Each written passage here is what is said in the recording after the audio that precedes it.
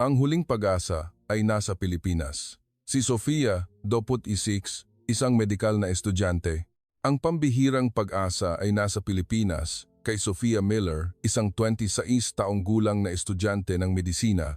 Tatlong nangungunang siruhano sa Amerika ang tumanggi sa operasyon para sa arteriovenous malformation ng kanyang utak, isang tinatawag na bombang naghihintay sumabog, kaya't ang kanyang ate, na nagpasyang talikdan ang lahat ng kanyang pag-aari, ay pinili ang isang malayong lugar, ang Maynila. Ang tagumpay ng operasyon, 30% lamang. Mayroon ka pang kinabukasan, Sofia. Ang mga salitang ito mula sa henyo na Pilipinong doktor ang magpapabago sa kanyang kapalaran. Ngunit bago pa man magsimula ang operasyon, isang lihim na itinago ng kanyang ate sa loob ng 10 taon ang mabubunyag, ang katotohanan sa likod ng pagkamatay ng kanilang mga magulang. Sa wakas, muling mabubuo ang kanilang ugnayan bilang magkapatid. Ang 12 oras na operasyon ay humarap sa mga di inaasahang pangyayari, ngunit ang koponan ay hindi sumuko. Isang himala sa loob ng 7 araw ang magsisimula ngayon. Ang kwento ng isang babaeng nabawi ang kanyang ugnayan at buhay sa Pilipinas. Oktubre na at lumalalim na ang taglagas sa Boston nang malaman ni Sofia Miller, D60 ang limitadong oras na natitira sa kanyang buhay. Para sa kanya, bilang isang estudyante ng medisina, ang araw na iyon ay dapat na isa lamang ordinaryong araw. Katatapos niya lang sa kanyang lektura sa neurosurgery at patungo na siya sa aklatan nang biglang lumabo at nagliyab ang kanyang paningin. Isang matinding kirot na para bang sinuntok siya ng pamatay ang sumiklab sa kanyang ulo. Nahulog ang mga aklat mula sa kanyang kamay at nawalan siya ng lakas sa tuhod. Habang nakahandusay sa malamig na sahig, inakala niya na ito na ang katapusan ng lahat. Ang hiyawan ng mga estudyante sa paligid niya ay tila malayo. Ang huling narinig niya ay ang papalapit na sirena ng ambulansya bago siya tuluyang nawalan ng malay. Ang resulta ng pagsusuri sa ospital ng unibersidad ang nagpabago sa kanyang buhay, arteriovenous malformation ng utak, isang abnormal na pagsasanga-sanga ng mga daluyan ng dugo sa loob ng utak, isang kondisyon na parang isang time bomb na maaaring sumabog anumang oras. Posible bang gamutin? Tanong niya. Umiling ang doktor na naka-assign. Nasa isang napakahirap na posisyon ang AVM. Nasa hangganan ito ng motor at language function ng iyong utak. Kapag inoperahan, malaki ang posibilidad na magkaroon ka ng paralysis o speech impediment. Ito ay isang hatol na halos katumbas ng inoperable. Hindi mapaniwala, pumunta si Sofia sa Massachusetts General Hospital, isang kilalang institusyon, ngunit hindi rin nagbago ang sagot. Ang kasong ito ay labis para sa aming mga kamay. Mas mababa sa 10% ang tagumpay.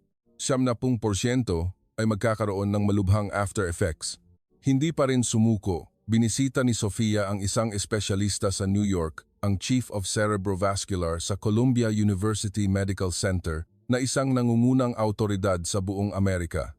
Ngunit sa ikatlong pagkakataon, pareho pa rin ang sagot. Masyadong mataas ang panganib. Hindi namin maaaring ituloy ang isang operasyon na walang pag-asa ng tagumpay. Nakatulala na lang na nakaupo si Sofia sa lobby ng ospital. Huminto ang kanyang mundo doon. Ang dahilan kung bakit naghangad si Sofia Miller na maging isang doktor ay isang trahedya 10 taon na ang nakararaan. Noong taglagas, sa edad na 16, nawala ang kanyang mga magulang sa isang aksidente sa sasakyan. Nang dumating siya sa ospital, desperado ang mga doktor na sinubukan silang i-revive. Ngunit ang kanilang pagsisikap ay nauwi sa wala at ang kanyang mga magulang ay pumanaw. Kung mas maunlad lamang ang medisina, ang kawalang kakayahang iyon ang nagtulak sa kanya patungo sa medisina. Gusto niyang magligtas ng buhay. Ayaw niyang maulit muli ang trahedya noong araw na iyon. Pagkatapos ng high school, nag-aral si Sofia ng husto at nakapasa sa Boston University School of Medicine. Sa medical school, palagi siyang nasa top of the class, nagpupuyat sa aklatan habang ang kanyang mga kaibigan ay nagpaparty tuwing weekend. Nag-aaral siya ng anatomy. Para sa isang Sofia na naghahangad ng perpeksyon, ang pagiging doktor ang kanyang tanging layunin. Lalo siyang naakit sa neurosurgery dahil ito ang pinakamahirap at pinakamalaking pagkakataon upang magligtas ng buhay. Kaya't ang diagnosis na ito ay malupit sa dalawang paraan. Hindi lamang nasira ang kanyang pangarap na maging doktor, ngunit naging isang pasyente siya na hindi niya mailigtas ang sarili. Pagkatapos ng kamatayan ng kanilang mga magulang, ang ate niya, si Claire, ang nagpalaki sa kanya. Sa edad na 20, nag-drop out si Claire sa kolehiyo at nagsimulang magtrabaho sa isang law firm. Tinalikuran ang kanyang pangarap na maging isang international law expert upang suportahan ang kanyang 16 taong gulang na kapatid. Nagtrabaho siya ng maaga at umuwi ng gabi. Pinag-aral ang kanyang kapatid sa high school at medical school. Tinapos niya ang relasyon sa kanyang kasintahan at tinanggihan ang promosyon para maging partner.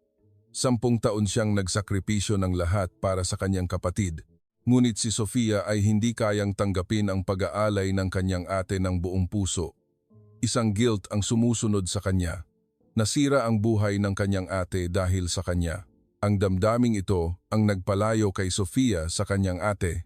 Kapag inanyayahan siya ni Claire na kumain ng hapunan, tumatanggi siya dahil kailangan niyang mag-aral. Ang mga tawag ni Claire ay madalas niyang pinapatay dahil abala siya. Ang paglayo niya ang paraan upang hindi na siya maging pabigat pa. Isang gabi, pagbalik mula sa ikatlong konsulta, sa wakas ay inamin ni Sofia ang kanyang sakit kay Claire. May nakitang sakit sa utak ko at hindi na raw pwedeng operahan. Namutla si Claire. Gagawin ko ang lahat. Anumang kaya kong gawin. Ngunit marahan na inalis ni Sofia ang kamay ng kanyang ate. Ayos lang, kaya ko to. Tumulo ang luha sa mata ni Claire. Bakit mo laging sinusolo ang lahat? Hindi nakasagot si Sofia. Bakit hindi niya kayang humingi ng tulong? Ang sagot ay hindi niya rin alam. Makalipas ang ilang araw, tinawag siya ng kanyang advisor, si Dr. Johnson, sa kanyang opisina. Ang 60 taong gulang na propesor ay may malawak na koneksyon sa buong mundo mula sa kanyang matagal ng pananaliksik. Narinig ko ang tungkol sa iyong sitwasyon. Simula ng propesor nang may pag-aalala, sabi ng 3 doktor ay mahirap ang operasyon, hindi ba? Tahimik na tumango si Sofia. Mayroon akong matandang kaibigan, isang neurosurgeon sa Pilipinas. Ang pangalan niya ay Dr. Emilio Emil Ramos. Pilipinas, isang bansa na walang koneksyon kay Sofia. Siya ay isang world-renowned authority sa cerebrovascular field. Marami na siyang matatagumpay na operasyon sa mga komplikadong kaso. Ipinakita ng propesor ang isang medikal na papel sa computer. Tingnan mo ito, katulad ng kaso mo. Ang screen ay nagpakita ng record ni Dr. Ramos na nagligtas ng isang pasyenteng may komplikadong AVM. Siyempre, hindi ko ito magagarantiya. Kailangan ng pera para makapunta sa Pilipinas at hindi sigurado na tatanggapin niya ang operasyon. Tumingin ang propesor sa mga mata ni Sofia, baka sakaling ang doktor na ito. Ngunit binalik siya ng realidad, round-trip ticket, treatment cost, living expenses, libu-libong dolyar ang kailangan. Bumuntong hininga si Sofia. May pag-asa siyang nakita, ngunit ang daan patungo doon ay napakalayo. Paglabas ni Sofia sa opisina ng propesor, hindi niya maalis sa isip ang Pilipinas, ngunit ang katotohanan ay mahirap. Pagbalik sa apartment, sinuri niya ang balanse ng kanyang bank account. May binabayaran siyang student loan buwan-buwan, at pagkatapos maibawas ang living expenses, kaunti na lang ang natitira. Ang round-trip ticket lang sa Maynila ay aabot na sa labang 2,000. Ang stay sa Maynila, consultation fee sa ospital, at kung magpapatuloy sa operasyon, mas malaking gastos pa ang kailangan. Kahit anong kalkula ang gawin, kailangan niya ng hindi bababa sa labang 50,000. Naisip niya ang sarili. Wala siyang oras upang mag-apply para sa scholarship. Hindi rin siya makakahiram sa bangko dahil wala siyang kita bilang estudyante. Ang tanging pagpipilian ay humingi ng tulong sa kanyang ate. Ngunit ito ang pinakagusto niyang iwasan. Hindi niya maaaring isakripisyo pa ang buhay ng kanyang ate para sa sarili niya. Nag-aalala siya sa loob ng maraming araw. Hindi niya naiintindihan ang mga lektura at hindi niya nakikita ang mga salita sa kanyang mga aklat-aralin. Nag-aalala ang kanyang mga kaibigan, ngunit ayos lang ang nasasagot niya. Gabi-gabi, nakahiga siya sa kama, hindi makatulog. Nakatingin sa kisame, paulit-ulit niyang tinanong ang sarili, dapat ba siyang sumuko na lang o dapat niyang kalimutan ang kanyang pride at humingi ng tulong sa kanyang ate? Pagkatapos ng isang linggo, biglang dumalaw si Claire sa apartment ni Sofia. Nang buksan niya ang pinto, may hawak na malaking sobre ang kanyang ate. Pwede ba akong pumasok? Sa sala, inilagay ni Claire ang sobre sa lamesa. Buksan mo yan. Nang buksan ni Sofia ang sobre, nakita niya ang isang plane ticket at hospital appointment confirmation, round-trip ticket sa Ninoy Aquino International Airport, appointment sa sentro ng neurosiyensya ng Maynila, referral kay Dr. Ramos, lahat ay nakaayos na. Anong ibig sabihin nito? Hindi makapaniwalang tumingin si Sofia sa kanyang ate. Ngumiti ng tahimik si Claire. Tumawag sa akin si Dr. Johnson mo. Narinig ko ang tungkol sa doktor sa Pilipinas. Nagpatuloy si Claire. Matagal na akong nag-iipon para sa pagtatapos mo sa medical school at sa pagsasarili mo. Ang boses ni Claire ay kalmado, ngunit ang kanyang mga mata ay nagpapakita ng matinding determinasyon. Ngunit ngayon, ikaw ang mas nangangailangan ng pera na yon. Kaya naisip kong gamitin. Hindi nakapagsalita si Sofia. Magkano lahat? Huwag mo nang alalahanin yon. Desisyon ko to. 10 taon na ang nakalipas nang mawala ang ating mga magulang, sumumpa ako. Napoprotektahan kita kahit anong mangyari. Bahagyang nanginginig ang likod ng kanyang ate. Kaya pumunta ka sa Pilipinas at bumalik ka ng malakas. Pilit na pinigilan ni Sofia ang luhang gustong kumawala. Ngunit sisirain niya ng buhay mo. Ako ang magdedesisyon sa buhay ko. Ang kaligayahan ko ay ang makita kang malakas. Hindi mo ba naiintindihan yon? Sa mga salitang iyon, hindi na nakapagsalita pa si Sofia. Ang kanyang ate ay talagang nag-aalay ng lahat ng kanyang naipon para sa kanya. Ang lahat ng naipon niya para sa kanyang kinabukasan. Ihanda mo ang sarili mo. Sa susunod na linggo ang flight mo, sabi ni Claire bago umalis sa apartment. Naiwan si Sofia na nakatitig sa mga dokumentong nakakalat sa lamesa. Ang petsa ng plane ticket ay 10 araw lang mula ngayon. Ilang linggo na itong inihanda ng kanyang ate. Habang nag-aalala siya, inayos na ng kanyang ate ang lahat. Naghalo ang pasasalamat at guilt sa kanyang dibdib na para bang gusto itong sumabog. Sa araw ng pag-alis, muli silang nagkita ng kanyang ate sa check-in counter ng airport. Maaga pa lang, dumating na si Claire upang ihatid si Sofia. Ngunit madilim ang mukha ni Sofia. Hindi ako makakaalis, bigla niyang sinabi bago ang check-in. Nagulat si Claire. Anong sinasabi mo? Nandito na tayo. Pero, mali na gamitin ang lahat ng pag-aari mo. Nanginginig ang boses ni Sofia. May sarili kang buhay. Hindi mo na dapat ako isinasakripisyo pa. Hindi to sakripisyo. Tumaas ang boses ni Claire. Lumingon ang mga tao sa paligid. Bakit naging sakripisyo ang pagtulong sa iyo? Kasi 10 taon na isinuko mo na ang lahat ng gusto mo. Ang kolehiyo mo, ang kasintahan mo, ang promosyon mo, lahat dahil sa akin. Sumigaw rin si Sofia. Desisyon ko yon. Pumili ka lang dahil sa akin. Umalingaw-ngaw ang sigaw ni Sofia sa airport lobby. Kung wala ako, malaya ka, masaya ka. Malaya? Masaya? Tumulo ang luha sa mata ni Claire. Inakala mo bang magiging ganoon ang buhay kung wala ka? Natigilan si Sofia. Magkapatid tayo, pamilya tayo. Hinawakan ni Claire ang balikat ng kanyang kapatid. Natural lang na tulungan ang pamilya. Hindi mo ba naiintindihan na sinasaktan mo ako kapag tinatanggihan mo yon? Tumulo ang luha mula sa mga mata ni Sofia. Pero paano kung mamatay ako? Mawawala sa iyo ang lahat. Mas masakit sa akin ang mawala ka ng 100 beses. Umiiyak din si Claire. Hiling ko lang, pumunta ka, lumaban, at bumalik ka.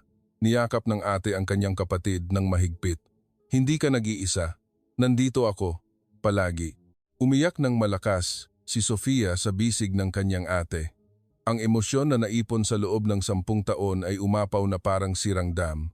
Ang guilt, ang pasasalamat, ang pagmamahal, lahat ay naging luha. Pagkaraan ng ilang sandali, inangat ni Sofia ang kanyang mukha at pinunasan ang kanyang luha. Salamat, talaga. Ngumiti si Claire ng may pagmamahal. Sige na, gumawa ka ng himala sa Pilipinas.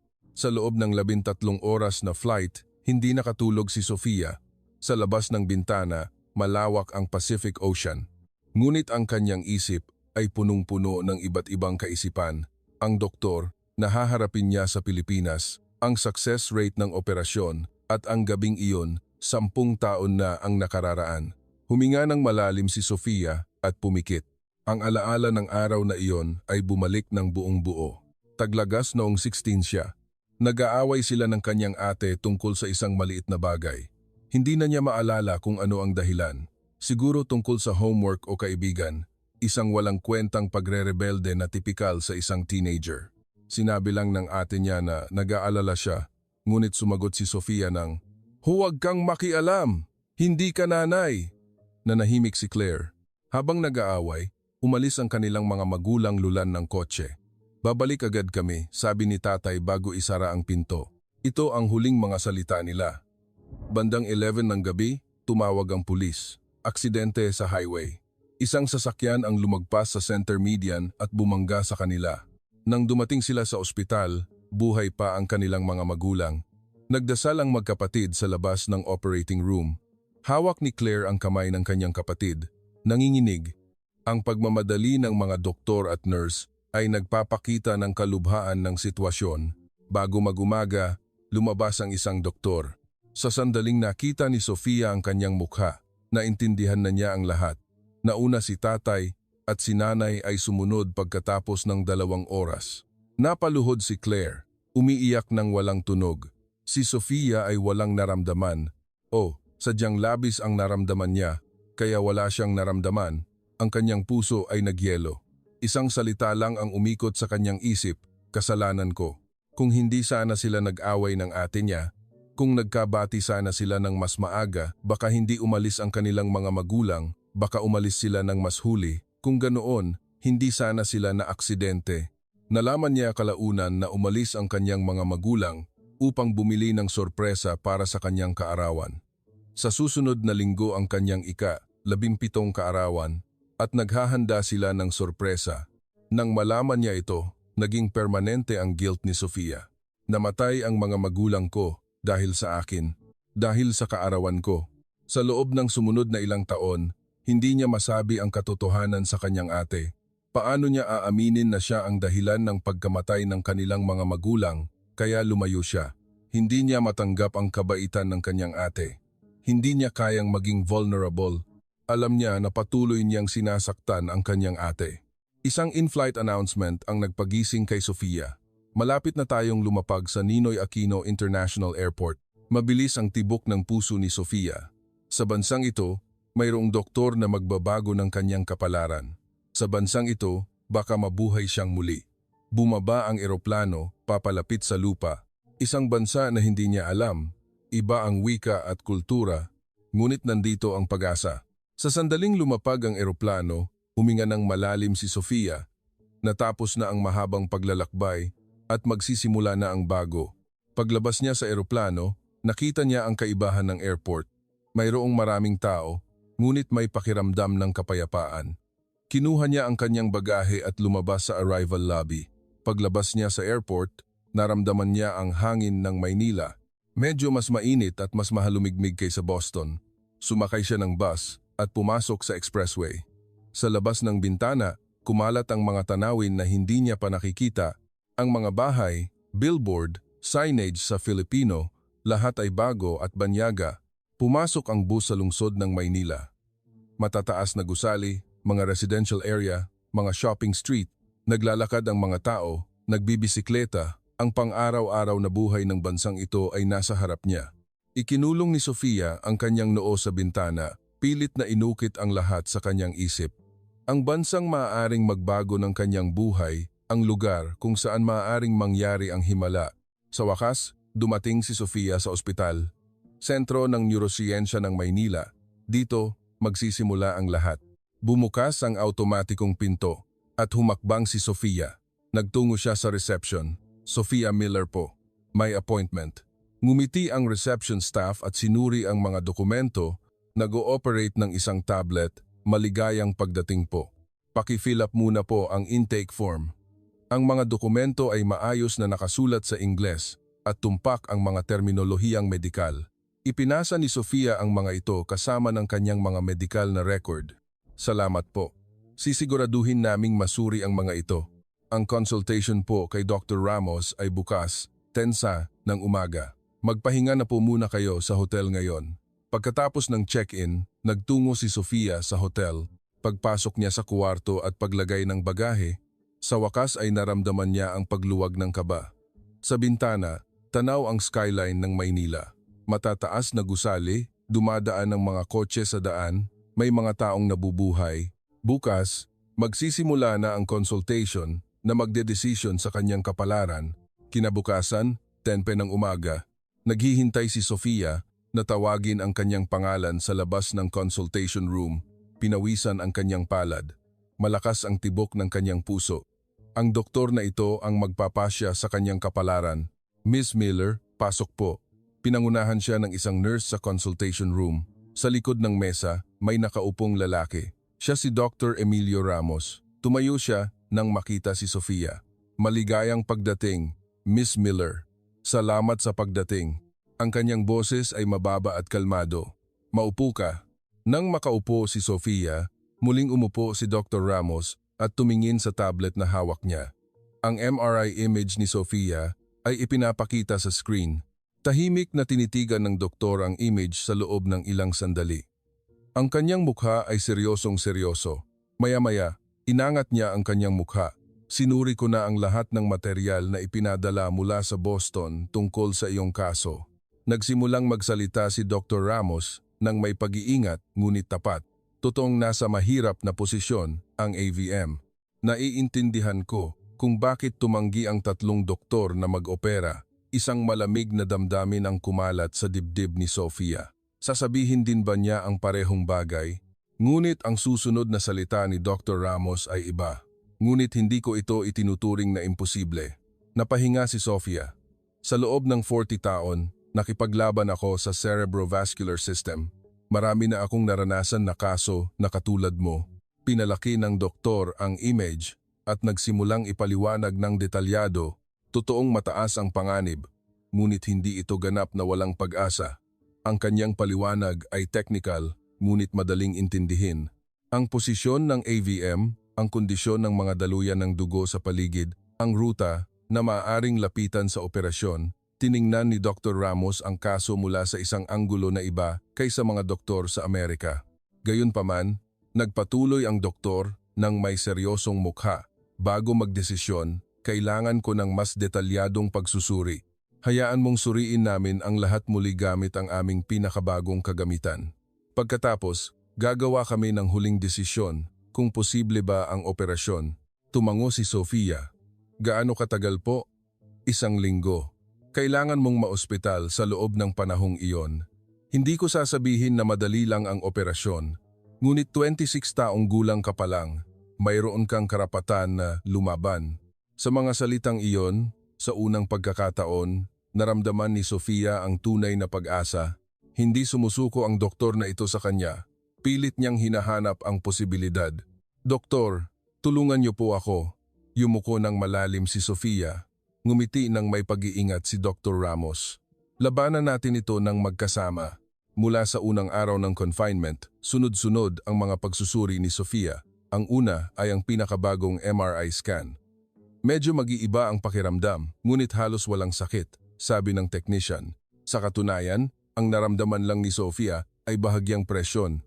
Sa monitor, makikita ng malinaw ang mga daluyan ng dugo ng kanyang utak. Ang abnormal na bukol ng mga daluyan ng dugo na kumalat, ito ang time bomb na nagbabanta sa kanyang buhay. Ang ganda, hindi ba? Sabi ni Dr. Carlo Reyes, ang assistant doctor na nag-aral sa Johns Hopkins. Nagulat si Sofia at tumingin sa doktor. Ang mga daluyan ng dugo ng utak ay parang work of art. Mayroon itong napakakomplikado at delicate na istruktura. Ang kanyang mga salita ay mayroong passion ng isang neurosurgeon. Kaya nga, gusto nating protektahan ang kagandahang ito. Ang utak mo, ang function mo, ang kinabukasan mo. Ang pagsusuri ay tumagal ng higit sa 1 oras na may maraming shot mula sa iba't ibang anggulo. Lahat ng data ay agad na ipinadala sa computer at reconstructed bilang isang 3D image. Kinabukasan, sumailalim siya sa functional MRI. Ito ay isang pagsusuri upang malaman kung anong bahagi ng utak ang may anong function. Habang nag-i-examine, sinunod ni Sofia ang mga tagubilin, igalaw ang kanyang kamay, magsalita. Ang mga bahagi ng utak na nagiging active ay ipinapakita ng real time. Sa pamamagitan nito, malalaman namin ng tumpak kung saan dapat iwasan habang nag-oopera, paliwanag ng technician. Sa isa pang araw, sumailalim din siya sa neuropsychological test, pagsusuri sa memorya, attention, language ability, spatial recognition, upang itala ang kanyang baseline bago ang operasyon. Araw-araw, mula umaga hanggang gabi, nagpapatuloy ang mga pagsusuri, blood test, electrocardiogram, respiratory function test, lahat ng posibleng pagsusuri ay ginawa. Sa pagitan ng mga pagsusuri, nakita ni Sofia ang iba pang mga pasyente sa ward. Ang neurosurgery ward ay mayroong iba't ibang tao na may iba't ibang sintomas. Mukhang nagtitiwala silang lahat sa mga doktor at staff at humaharap sa kanilang paggamot. May isang espesyal na bagay sa ospital na ito. Araw-araw, sinimulan niya itong maramdaman. Sa gabi ng ikatlong araw, inilipat si Sofia sa isang kwarto ng 4 na tao. Hindi ito private room, ngunit ang bawat kama ay may kurtina na nagpapanatili ng privacy. Habang inaayos ni Sofia ang kanyang bagahe, bumukas ang kurtina sa tabi ng kama niya. "Kumusta? Bagong pasyente ka ba?" Isang masiglang boses ang narinig. "Ako si Lila Jimenez, 25 anyos." Inabot ni Lila ang kanyang kamay. Nagulat si Sofia, ngunit nakipagkamay. "Sophia Miller, galing ako sa Amerika." "Amerika? Wow, ang layo mo pala." Ang reaksyon ni Lila ay kasing init ng isang kaibigan. "AVM din ako, arteriovenous malformation." Itinuro ni Lila ang kanyang ulo. "Naoperahan na ako ng 2 beses. Baka may pangatlong beses pa."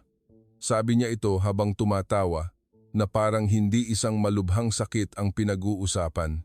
"Ako ay isang guro sa elementarya. Nandito ako ngayon dahil sa break namin, pero gusto ko nang makita ulit ang mga bata." Nagningning ang mga mata ni Lila. "Kaya nga, kailangan kong lumaban para makabalik sa classroom." Natigilan si Sofia sa positive attitude niya. Paano siya nagiging masigla kahit na mayroon siyang parehong sakit? "Anong trabaho mo, Sofia?" "Estudyante ng medisina. Naghahangad na maging neurosurgeon." "Wow, ang galing. Kung may medical knowledge ka, mas madali mong maiintindihan ang mga exam." Mukhang tuwang-tuwa si Lila. "Baguhan ka ba sa Pilipinas? May problema ka ba?" "Oo, bago lang, pero mabait silang lahat." "Mabuti naman, sabihin mo lang sa akin kung may problema ka ha?" Nagturo si Lila tungkol sa ospital, ang lokasyon ng cafeteria, oras ng store, kung paano gamitin ang shower room, at kung paano mamuhay sa isang ospital sa Pilipinas. Ang ospital sa Pilipinas ay tahimik at maayos. Lalo na sa gabi, iniisip ng lahat ang ibang pasyente. Nagpatuloy siya. "At huwag kang mag-atubiling magtanong sa mga nurse.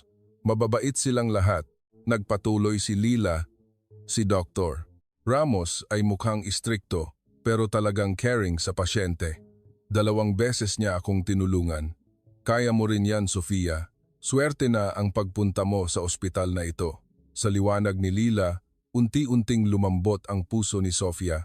Sa isang banyaga na bansa, nakatagpo siya ng isang kasama na lumalaban sa parehong sakit. Ito ay isang di inaasahang swerte. "Maraming salamat, Ate Lila." "Walang anuman. Laban lang tayo ng magkasama ha?" Nagngitian silang dalawa at nagkamayan. Pagkatapos ng rounds kinabukasan, bumisita si Dr. Reyes sa kwarto ni Sofia. "May oras ka ba?" Umupo siya sa upuan, mukhang kalmado. Maayos ang pagkuha ng test result. Ilang araw na lang, makumpleto na lahat. Si Dr. Reyes ay mayroong ibang vibe kumpara kay Dr. Ramos. Mas madaling lapitan at mas malapit sa pasyente. "Nag-aral din ako sa Amerika noon. Alam mo ba? 3 taon sa Johns Hopkins." "Talaga po?" "Doon, natutunan ko ang cutting-edge neurosurgery. Ngunit nang bumalik ako sa Pilipinas, napagtanto ko ang isang bagay. Hindi lang ang skill ang nagliligtas ng pasyente. Ang emotional care ay kasing halaga rin." Tiningnan niya si Sofia. "Estudyante ka ng medisina, kaya siguro tinitingnan mo ang kaso mo ng objectively. Ito ay isang lakas. ngunit isang kahinaan din. Ang salitang iyon ay tumama ng malalim sa puso ni Sofia. Dahil may kaalaman ako, naiintindihan ko ang panganib, kaya mas natatakot ako.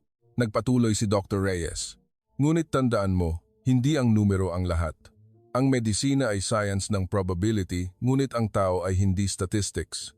Tahimik na nakikinig si Sofia. Si Dr. Ramos ay nagtagumpay sa mga operasyon na itinuturing na imposible sa statistical sense. Bakit kaya? Dahil sa skill? Isa na yon. Ngunit ang pinakamahalaga ay ang pagtingin sa bawat pasyente. Naglabas ng maraming oras si Dr. Ramos sa pagtingin sa image mo upang mahanap ang pinakamahusay na paraan. Sa mga salitang iyon, gusto nang umiyak si Sofia, kaya magkaroon ka ng pag-asa, gagawin namin ang lahat para suportahan ka. Bilang isang naghahangad na doktor, may isang payo ako. Ang karanasan ng pagiging pasyente ay magiging isang asset sa iyong kinabukasan. Huwag mong kalimutan ang nararamdaman mo ngayon. Pagkatapos sabihin yon, umalis si Dr. Reyes sa kwarto. Napag-isipan ni Sofia ang kanyang mga salita. Baka ang karanasang ito ang magpapatanda sa kanya. Pagsapit ng hapon, dumating si punong Nurse Marites Santos para sa rounds. Sa edad na 48, 20 taon na siyang nagtatrabaho sa ward na ito. Kumusta ang pakiramdam mo, Miss Miller? Ang boses ni punong Nurse Santos ay may init ng isang ina. Kumakain ka ba ng maayos? Ayos ba ang pagkain sa Pilipinas? Opo, masarap, mabuti naman. Pero kung may hindi ka gusto, huwag kang mag-atubiling sabihin. Pinansin ni punong Nurse Santos ang bawat detalye ni Sofia. Ang kanyang ekspresyon, tono ng boses, postura. Ang isang experienced nurse ay hindi nagpapalampas ng maliit na pagbabago sa pasyente. Maayos ba ang tulog mo sa gabi? Medyo mahirap po. Natural lang yan. Iba ang environment at may mga concern ka. Nagsimula siyang magsalita ng may pag-iingat. Marami na akong nakitang pasyente dito. Lahat ay puno ng pag-aalala sa simula, lalo na ang mga pasyenteng dayuhan dahil may language barrier. Ngunit, alam mo ba, mayroon kaming magandang team dito. Si Dr. Ramos, Dr. Reyes at kami, mga nurse. May matinding kumpiyansa sa mga mata ni punong Nurse Santos. Susuportahan ka namin bilang isang team. Huwag mong solohin ang lahat. Maraming salamat po. At kung may problema ka, pumunta ka lang sa nurse station anumang oras, kahit hating gabi. Kami ay palagi mong kakampi. Pagkaalis ni punong Nurse Santos, naramdaman ni Sofia na hindi siya nag-iisa. May mga tao sa ospital na ito na sumusuporta sa kanya.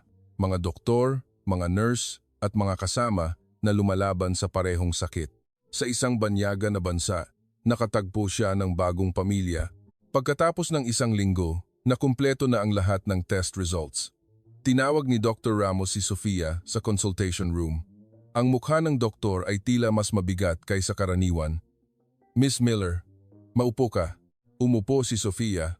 Naghihintay sa mga salita ng doktor. Malakas ang tibok ng kanyang puso.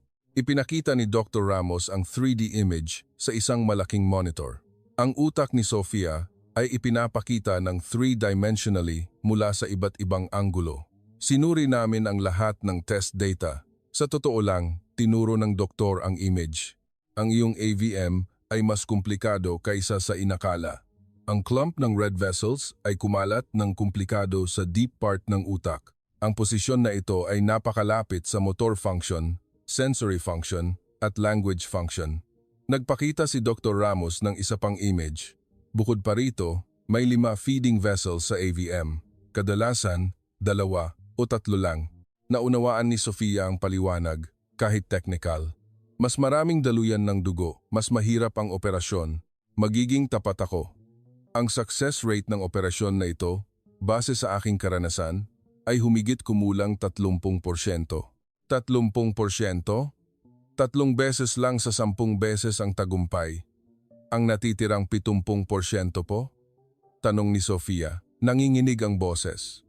Ang worst case scenario ay mawalan ng buhay sa loob ng 10 araw, di 10%. Ang natitirang 50% ay magkakaroon ng malubhang after effects. Tumingin si Dr. Ramos kay Sofia, hindi umiiwas ng tingin. Paralysis ng katawan, speech impediment, memory loss. Posible na isa o marami sa mga ito ang manatili. Nag-aalala si Sofia. Hindi ba ito pareho lang sa diagnosis sa Amerika? Ngunit nagpatuloy ang doktor.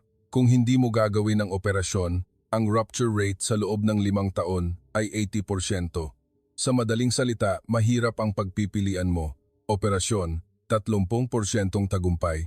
Walang operasyon, sigurado na sasabog ito balang araw. Bigyan niyo po ako ng pagpipilian, sabi ni Sofia. Alin po ang tama?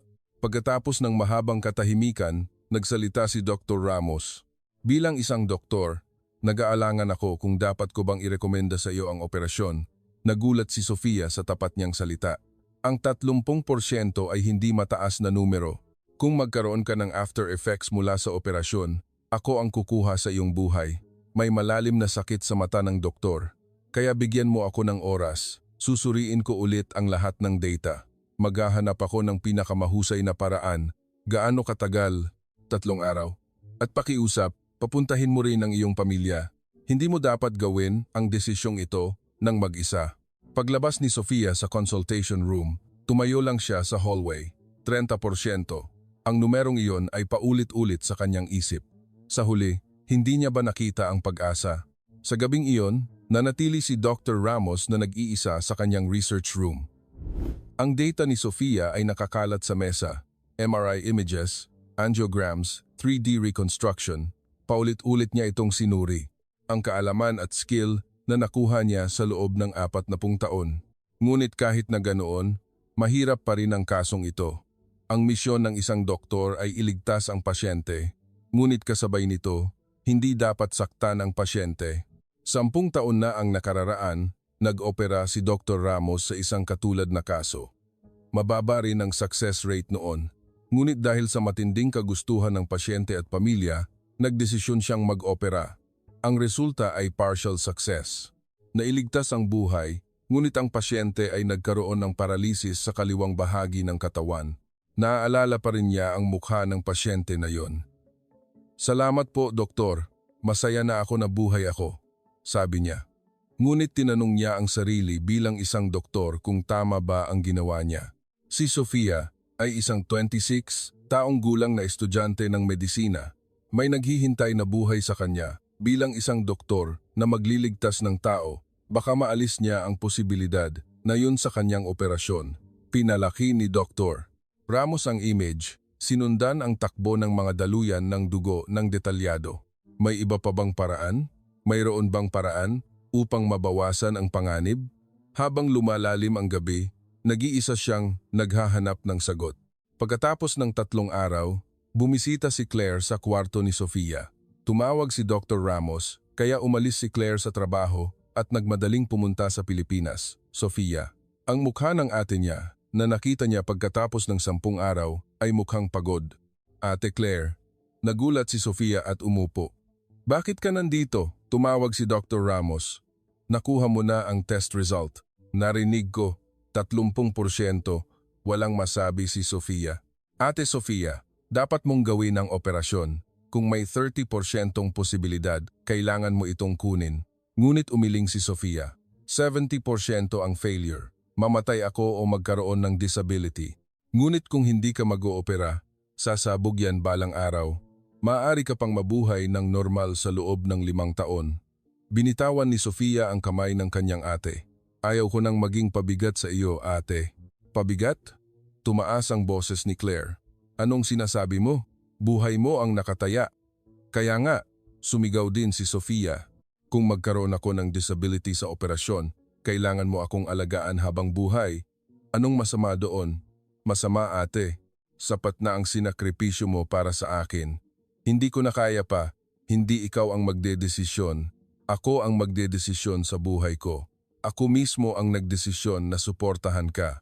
Pero, walang pero, tumakas ka lang. Natatakot ka sa operasyon, kaya ginagawa mo akong dahilan para tumakas. Sa mga salitang iyon, natigilan si Sofia. Oo, natatakot ako. Masyadong mababa ang 30%. Tumulo ang luha sa mata ni Claire. Pero mas nakakatakot ang mamatay nang walang ginagawa. Ate, pakiusap. Lumaban ka. Gusto mong maging doktor, hindi ba? Gusto mong magligtas ng tao. Kailangan mo munang iligtas ang sarili mo. Kung hindi, wala kang maliligtas. Tahimik na umiyak si Sofia sa bisig ng kanyang ate. Natatakot ako. Talagang natatakot ako. Natatakot ako sa operasyon. Natatakot ako sa pagkabigo. Ngunit, tulad ng sinabi ng kanyang ate, baka mas nakakatakot ang maghintay ng walang ginagawa. Pagkatapos ng pag-aaway nila ng ate niya, gusto ni Sofia na mapag-isa kaya lumabas siya sa bakuran ng ospital. Nakaupo sa isang bangko, tumingala siya sa langit. Gray ang mga ulap na dumadaan. Sofia, nandito ka pala. Paglingon niya, nakita niya si Lila. Pwede ba akong sumama? Umupo si Lila sa tabi niya. Tahimik silang tumingin sa langit sa loob ng ilang sandali. Nag-aaway ba kayo ng ate mo? Tahimik na tanong ni Lila. Paano mo nalaman? Narinig ko. Sorry, ngumiti si Sofia. Gusto niya akong mag-opera, pero nag-aalangan ako. Narinig ko ang 30%, tumango si Laila. Ang una kong operasyon, ganyan din ang success rate. Nagulat si Sofia at tumingin kay Lila. Hindi ka ba natakot? Oo, natakot ako. Baka mamatay ako. Baka magkaroon ako ng disability. Ngumiti si Lila. Pero may lugar akong gustong balikan. Ang classroom. Ang mga ngiti ng mga bata. Nagningning ang kanyang mga mata. Kaya nagdesisyon akong lumaban. Nagpatuloy si Lila. Dapat mayroon ka ring lugar na gustong balikan, Sofia. Medical school. Ang kinabukasan ng pagliligtas ng mga pasyente. Sa mga salitang iyon, naramdaman ni Sofia ang init sa kanyang dibdib. Dito sa Pilipinas, may kasabihan kami. Kung may tiyaga, may nilaga. Kung may pagtitiyaga, may tagumpay. Ang pagkikita mo kay Dr. Ramos, ang pagdating mo sa ospital na ito, hindi yan aksidente. Sofia, gusto mo bang umakyat sa rooftop ng ospital? Ang ganda ng tanawin ng Maynila doon. Kinabukasan, umakyat silang dalawa sa rooftop. Ang tanawin ng Maynila ay makikita lahat. Matataas na gusali, residential area, at ang mga bundok sa malayo. Ang galing, bulong ni Sofia. Gaano karaming tao kaya ang nakatira sa lungsod na ito? Tanong ni Laila. Lahat ay may sariling buhay. Lumalaban, nag-aalala. Tiningnan niya si Sofia. Isa tayo sa kanila, hindi tayo special. Pero dahil dito, kaya nating lumaban. Sa gabing iyon, tinuruan ni Lila si Sofia ng paghabi ng buri na bracelet, isang simbolo ng lokal na sining at lakas. Ang mga ito ay ginagamit na talisman sa Pilipinas, sumisimbolo sa mahabang buhay at proteksyon, paliwanag ni Laila. Medyo mahirap ito sa simula, ngunit pagkatapos ng ilang practice, nabuo ito. Maaari ko bang kunin ito? Tanong ni Sofia, mahigpit na hawak ang maliit na bracelet. Oo naman, gawin mong lucky charm. Ang kanilang pagkakaibigan ay lumalim, lampas sa national border. Ito ay napakabiglaan. Pagkatapos ng rounds kinabukasan, habang nagbabasa si Sofia sa kwarto, may narinig siyang kakaibang tunog mula sa katabing kama. Ang tunog ng isang bagay na bumagsak sa likod ng kurtina. Ate Lila? Binuksan ni Sofia ang kurtina. Nakahandusay si Lila sa sahig. Ate Lila? Agad na pinindot ni Sofia ang nurse call button. Ang kanyang pagsasanay bilang estudyante ng medisina ang nagpagalaw sa kanyang katawan.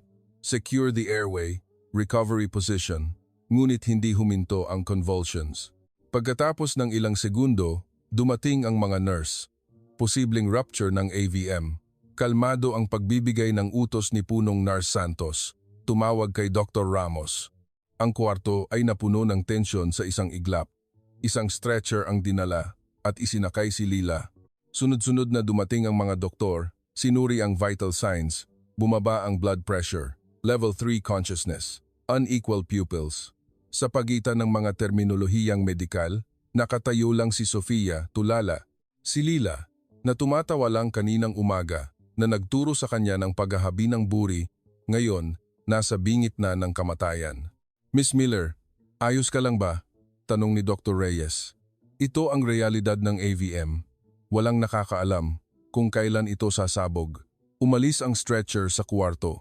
Ang mukha ni Lila ay maputla, nakapikit ang kanyang mga mata. Tumayo si Sofia sa hallway, pinanood ang paglayo ng stretcher. Baka mangyari din sa akin yan. Kung hindi siya mag-oopera, darating ang araw na ito balang araw. Ang takot na yon ay naging totoo. Pagkatapos ng 30 minuto, tinawag ni Dr. Reyes si Sofia. Pinayagan ka ni Dr. Ramos. Maaari mong panoorin ang operasyon. Panoorin, estudyante ka ng medisina at mayroon kang parehong sakit. Nagpatuloy si Dr. Reyes ng may seryosong mukha. Baka may makita ka sa panonood ng operasyon. Dinala siya sa observation room ng operating theater. Sa likod ng salamin, tanaw ang buong operating room. Ang imahe ng utak ni Lila ay ipinapakita sa monitor. Si Dr. Ramos, kasama ang 7 medical team sa paligid niya, ay nasa posisyon. Nagsimula ang operasyon. Ang kamay ni Dr. Ramos ay nakakagulat na tumpak, walang aksaya ng galaw. Sa monitor, makikita ng malinaw ang mga daluyan ng dugo ng utak. Maingat niyang hinahanap ang ruptured part at ginagamot ito. Mula sa speaker ng observation room, naririnig ang usapan ng mga doktor. Kinokontrol namin ang pagdurugo. Vital signs stable. Magpatuloy tayo. Ang konsentrasyon ni Dr. Ramos ay nakakatakot. Sa loob ng 5 oras na operasyon, hindi siya huminto, patuloy na ginagamot ang pasyente. Ang buong team ay kumikilos na parang isang single organism. Ito pala ang operasyon ni Dr. Ramos. Bulong ni Sofia, ang skill na natutunan niya sa aklat-aralin ay ginagawa sa harap niya, ngunit hindi lang ito skill, ang pagmamahal sa pasyente, ang paggalang sa buhay, at ang misyon bilang isang doktor, lahat ay nasa kamay ni Dr. Ramos. Pagkatapos ng 5 oras, natapos ng maayos ang operasyon. Tagumpay ang operasyon, sabi ni Dr. Reyes. Nailigtas si Ate Lila. Dahil sa relief, napaupo si Sofia sa sahig. Salamat, talaga. Ngunit kasabay nito, nagdesisyon siya. Sasailalim din siya sa operasyon. Maniniwala siya kay Dr. Ramos at lalaban. Iyon ang landas na dapat niyang piliin. Kinabukasan, pagkatapos ng matagumpay na operasyon ni Lila, binisita ni Sofia ang kanyang kaibigan sa ICU. Nakasuot ng oxygen mask at napapalibutan ng maraming monitor, ngunit nang magmulat si Lila, ngumiti siya. Ate Sofia, mahina ang boses, ngunit boses iyon ni Lila. Salamat, talaga. Hindi mapigilan ni Sofia ang kanyang luha. Nang hawakan niya ang kamay ni Lila, mahina, ngunit tiyak na hinawakan din siya pabalik. Pasensya na sa pag-aalala. Huwag kang mag-alala. Masaya ako na ligtas ka. Dahan-dahan na nagsalita si Lila. Sabi ni Doktor, perpekto raw ang operasyon, walang after effects. Makakabalik daw ako sa classroom. Nang marinig niya ang mga salitang iyon, may nagbago kay Sofia. Parehong sakit, parehong operasyon. Kung kaya ni Lila, kaya niya rin. Lumaban ka rin, Ate Sofia, sabi ni Lila nang may pag-aalaga. Hihintayin kita, sabay tayong mag-discharge ha. Paglabas ni Sofia sa ICU, agad niyang pinuntahan ang consultation room ni Dr. Ramos. Kumatok siya at sumagot ang doktor ng tuloy. Doktor, pakiusap, operahan niyo po ako. Matapang na sinabi ni Sofia. Hindi nagulat si Dr. Ramos, tahimik siyang tumingin kay Sofia. Nagdesisyon ka na? Opo. Nakita ko ang operasyon ni Ate Lila at naging kumbinsido ako. Nagpatuloy si Sofia. Naiintindihan ko ang 30%, pero mas gugustuhin kong lumaban kaysa maghintay sa kamatayan ng walang ginagawa. Pagkatapos ng mahabang katahimikan, nagmulat siya. Sige, maghahanda rin ako. Gagawin ko ang lahat para sa iyong kinabukasan. Ang petsa ng operasyon ay itinakda pagkatapos ng 3 araw. Gabi, bago ang operasyon, nagtipon ang medical team sa kuwarto ni Sofia. Karaniwan, hindi sila nagtitipon bago ang araw ng operasyon, ngunit ito ay courtesy ni Dr. Ramos upang mabawasan ang pag-aalala ng pasyente. Hayaan mong gawin namin ang final confirmation tungkol sa operasyon bukas, simula ni Dr. Ramos ng may pag-iingat. Ipinaliwanag niya na ang operasyon ay aabutin ng 10 hanggang 12 oras, gagamit ng general anesthesia, at patuloy na imomonitor ang brain function sa loob ng operasyon. Mayroon silang preparation para sa anumang di inaasahang pangyayari. Pagkatapos ng operasyon, mahigpit silang imomonitor sa ICU ng hindi bababa sa 48 oras. Ipinaliwanag niya ang lahat ng may pag-iingat, iwasan ang technical jargon. Marami sa mga bahagi ay naiintindihan ni Sofia bilang isang estudyante ng medisina, ngunit nang marinig niya ulit ang paliwanag, naramdaman niya ang complexity ng operasyon. May tanong ka ba? Nag-aalangan si Sofia at nagtanong, ilang pasyente na po ang naoperahan nyo, doktor? Mahigit 3,000, agad na sumagot si Dr. Ramos. Marami sa kanila ang may komplikadong kaso na tulad mo. Ligtas po ba silang lahat? Ang pangkalahatang success rate ay mahigit 90%, tapat na sumagot ang doktor. Ngunit sa mga komplikadong kaso, bumababa ang success rate. Gayunpaman, hindi pa ako sumuko. Sofia, maingat na nagsalita si Dr. Reyes. Bukas, 7 staff ang papasok sa operating room. Bawat isa sa kanila ay gagawa ng kanilang role ng perpekto. Hindi magtatagumpay kung may isa mang mawawala. Sa madaling salita, hindi ka nag-iisa. Ang buong team na ito ay gagawin ang lahat para sa iyo. Nagpatuloy si Punong Nars Santos. Pagkatapos ng operasyon, 24 ng hour care ang ibibigay namin. Kung may sakit, agad namin itong aaksyonan. Kung may pag-aalala, makikinig kami. Huwag mong solohin ang lahat. Palagi kaming nandito para sa iyo. Maraming salamat po. Tumulo ang luha sa mata ni Sofia. Dahil sa inyo, nagkaroon ako ng lakas. Sa huli, nagsalita si Dr. Ramos. Bukas, siguraduhin nating magtatagumpay. Pagkaalis ng team, nag-iisa si Sofia na tumingin sa labas ng bintana. Ang night view ng Maynila ay kumalat. Ilang libong tao ang nakatira sa ilalim ng ilaw na yon. Makakabalik kaya siya? Sa gitna nila bukas, dahan-dahan na bumukas ang pinto ng kwarto. Pumasok si Claire. Sa mukha niya, makikita na namumula ang kanyang mga mata. Gising ka pa, hindi ako makatulog. Umupo si Claire sa tabi ng kama. Wala silang sinabi. Hinayaan lang nilang lumipas ang oras. May naririnig silang tunog ng medical equipment at yapak ng tao sa hallway. Sofia. Sa wakas, nagsalita si Claire. Nanginginig ang kanyang boses. May gusto akong sabihin sa iyo. Isang bagay na matagal ko nang hindi masabi. Tungkol saan, ate? Tiningnan ni Sofia ang kanyang ate. Tungkol sa 10 taon na ang nakararaan.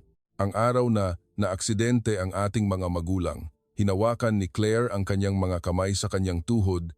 Inakala mo na kasalanan mo kung bakit umalis sila, hindi ba? Napahinga si Sofia. Paano mo nalaman? Makikita ko sa iyo. Sa loob ng 10 taon, dinadala mo ang guilt na yan.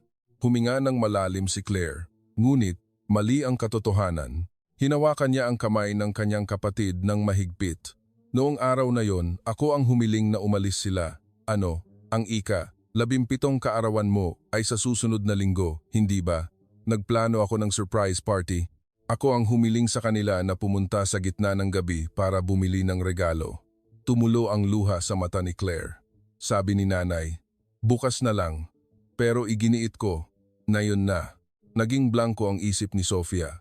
Kaya, hindi mo kasalanan. Hindi rin dahil sa pag-aaway natin. Nagpatuloy si Claire habang umiiyak. Kung mayroong may kasalanan, ako yun. Dahil sa akin, nandoon sila sa oras na yon, sa lugar na yon. Ate, pero bakit hindi mo sinabi? Hindi ko masabi. Tinakpan ni Claire ang kanyang mukha. Nakita kitang sinisisi ang sarili mo at naisip ko, kung sasabihin ko ang katotohanan, mas masasaktan siya. Inakala mo na dahil sa iyo umalis sila. Pero kung nalaman mo na umalis sila para sa kaarawan mo, baka mas masakit. Kaya nagdesisyon akong dalhin ang lahat. Ang guilt mo at ang guilt ko. Ang puso ni Sofia ay parang gustong sumabog sa pag-amin ng kanyang ate. Ate, dala mo ba ang lahat ng sakit na yun ng mag-isa? Ngunit, mali yun. Alam ko na ngayon, tiningnan ni Claire ang mukha ng kanyang kapatid. Pareho tayong nagtago ng lihim at nagpalayo sa isa't isa. Dapat sana, sinuportahan natin ang isa't isa. Pamilya tayo. Ang aksidenteng yon ay hindi kasalanan ni Numan. Tumindi ang boses ni Claire. Aksidente lang. Bad timing. Hindi dahil sa akin, hindi dahil sa iyo, at hindi dahil sa ating mga magulang. Tumulo rin ang luha sa mata ni Sofia. Sa loob ng 10 taon, sinisisi niya ang sarili. Inakala niya na sinira niya ang buhay ng kanyang ate. Ngunit ang kanyang ate ay nagdusa rin o higit pa. Kaya, wag mo nang dalhin pa ang guilt na yan. Niyakap ni Claire ang kanyang kapatid ng mahigpit. May karapatan kang maging masaya. Bumalik ka ng buhay bukas at simulan natin ang ating kinabukasan. Umiyak ng malakas si Sofia sa bisig ng kanyang ate. Umiyak siya na parang bata walang care sa mundo. Umiyak din si Claire. Ang emosyon na naipon sa loob ng 10 taon ay lumabas lahat.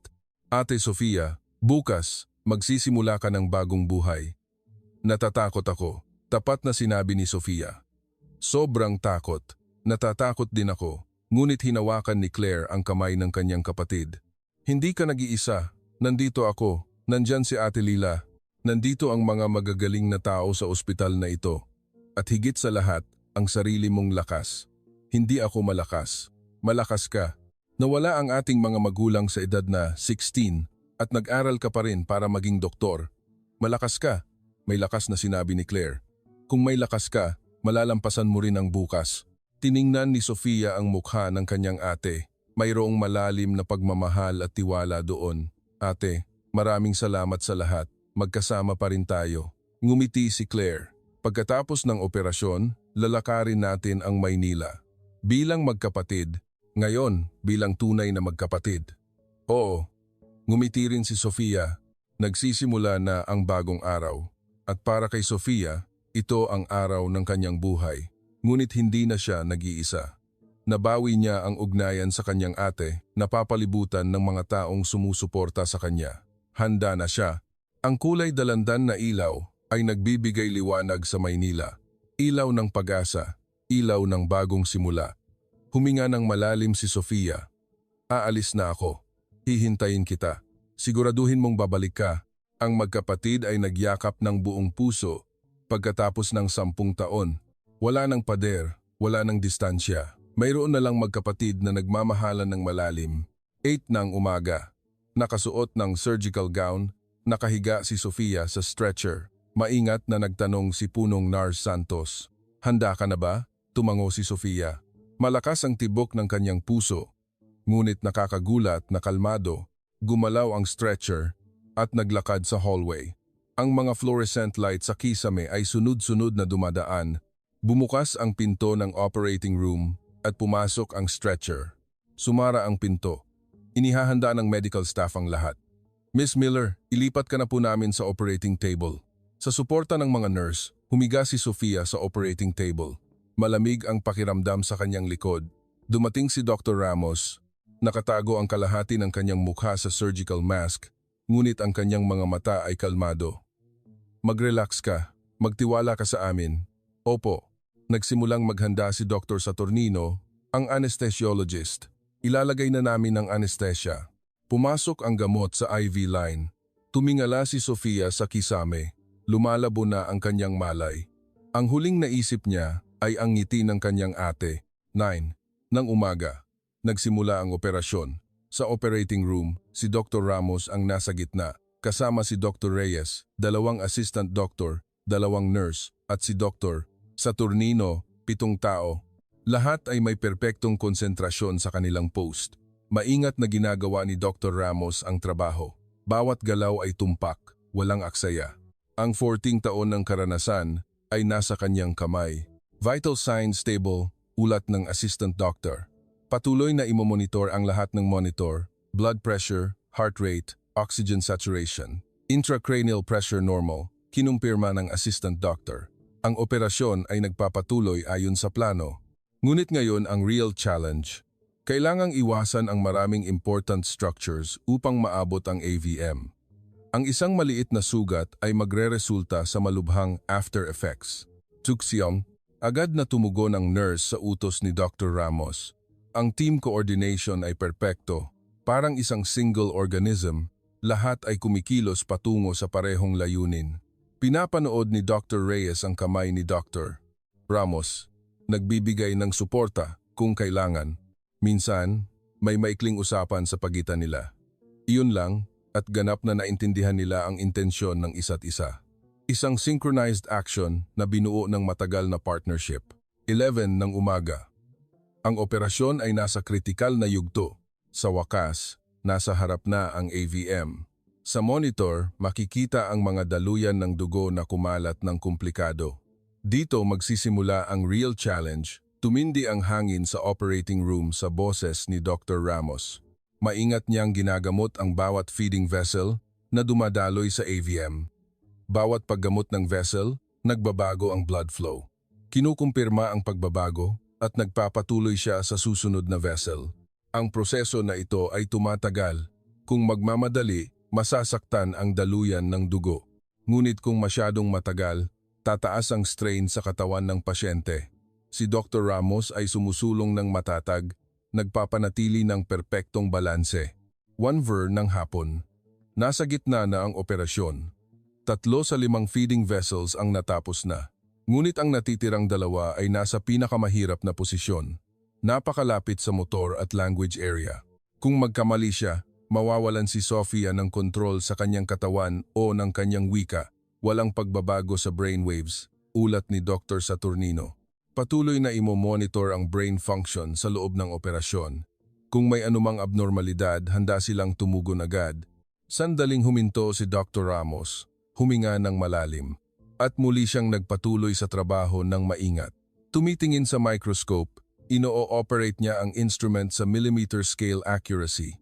Ang tanging maririnig sa operating room ay ang tunog ng medical equipment. Lahat ay nakatitig ng may pag-aalala habang umaabot si Dr. Ramos sa ika-4 na vessel. 2:30 ng hapon, isang di inaasahang pangyayari ang naganap.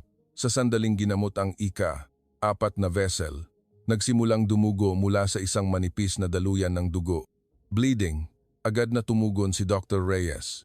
Suction, goes. Lumipad ang utos ni Dr. Ramos. Mabilis na tumugon ang mga nurse. Ngunit hindi huminto ang pagdurugo. Bumaba ang blood pressure. Ang hangin sa operating room ay naging masikip. Hindi ako magpapanik. Ang 30 taon ng karanasan ang nagturo sa kanya kung paano harapin ang ganitong sitwasyon. Kalma. Gagawin natin ito ng paisa-isa. Ang kalmadong boses ng doktor ang nagpakalma sa buong team. Tinukoy ni Dr. Reyes ang pinagmulan ng pagdurugo. Maingat na ginawa ni Dr. Ramos ang hemostasis procedure. Perpekto ang coordination ng dalawa. Ginawa rin ng mga assistant doctor ang kanilang role ng perpekto. Ang isa ay sinisecure ang field of vision at ang isa ay naghahanda ng instrument, handa ang nurse na ibigay agad ang susunod na kailangan. Pinamamahalaan ni Dr. Saturnino ang general condition ng pasyente, inaayos ang fluid infusion. Ang 7 team ay kumikilos bilang isang organic entity. Pagkatapos ng 15 minuto, huminto ang pagdurugo. Vital signs nagre-recover, ulat ni Dr. Saturnino. Lumabas ang relief sa operating room, ngunit hindi nagbago ang ekspresyon ni Dr. Ramos. Hindi pa tapos. Ang huling vessel ay natitira pa. Magpatuloy tayo. Muli siyang nag-focus sa trabaho. 4 ng hapon. Sa wakas, naabot na niya ang ika-5 vessel. Ito na ang huli. Kung ginamot ang vessel na ito, ganap na mahaharangan ang blood flow ng AVM. Lahat ay nakatitig habang ginawa ni Dr. Ramos ang pinakamaingat na galaw. Ang katahimikan ay parang maririnig ang tibok ng puso at natapos ang paggamot sa huling vessel. Lahat ng feeding vessels natapos na. Kinumpirma ni Dr. Reyes.